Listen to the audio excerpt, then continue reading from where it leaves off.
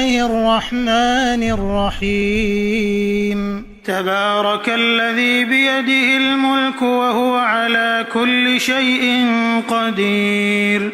الذي خلق الموت والحياة ليبلوكم أيكم أحسن عملا وهو العزيز الغفور الذي خلق 7 سماوات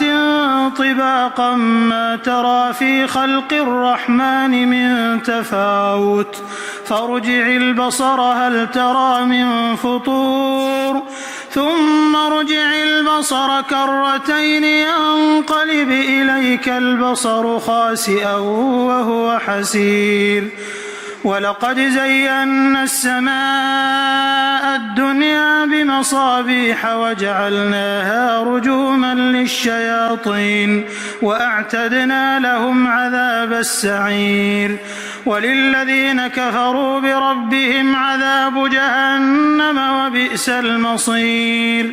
إذا ألقوا فيها سمعوا لها شهيقا وهي تفور تكاد تميز من الغيظ كلما ألقي فيها فوج سألهم خزنتها ألم يأتكم نذير قالوا بلى قد جاءنا نذير فكذبنا وقلنا ما نزل الله من شيء إن أنتم إلا في ضلال كبير وقالوا لو كنا نسمع أو نعقل ما كنا في أصحاب السعير فاعترفوا بذنبهم فسحقا لأصحاب السعير إن الذين يخشون ربهم بالغيب لهم مغفرة وأجر كبير وأسروا قولكم أو اجهروا به إنه عليم بذات الصدور ألا يعلم من خلق وهو اللطيف الخبير هو الذي جعل لكم الأرض ذلولا فامشوا في مناكبها وكلوا من رزقه وإليه النشور أأمنتم من في السماء أن يخسف بكم الأرض فإذا هي تمور أم أمنتم من في السماء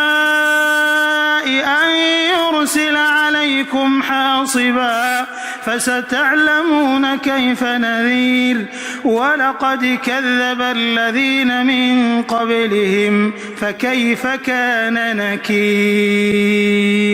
أولم يروا إلى الطير فوقهم صافات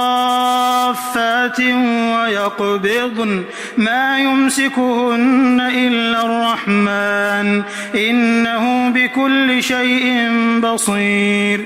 أمن هذا الذي هو جند لكم ينصركم من دون الرحمن إن الكافرون إلا في غرور أمن هذا الذي يرزقكم إن أمسك رزقه بل لجوا في عتو ونفور أفمن يمشي مكبا على وجهه أهدى أمن يمشي سويا على صراط مستقيم قل هو الذي أنشأكم وجعل لكم السمع والأبصار والأفئدة قليلا ما تشكرون قل هو الذي ذرأكم في الأرض وإليه تحشرون ويقولون متى هذا الوعد إن كنتم صادقين قل إنما العلم عند الله وإنما أنا نذير مبين فلما رأوه زلفة سيئت وجوه الذين كفروا وقيل هذا الذي كنتم به تدعون قل أرأيتم إن أهلكني الله ومن معي أو رحمنا فمن يجير الكافرين من عذاب أليم قل هو الرحمن آمنا به وعليه توكلنا فستعلمون من هو في ضلال مبين قل أرأيتم إن أصبح ماؤكم غورا فمن يأتيكم بماء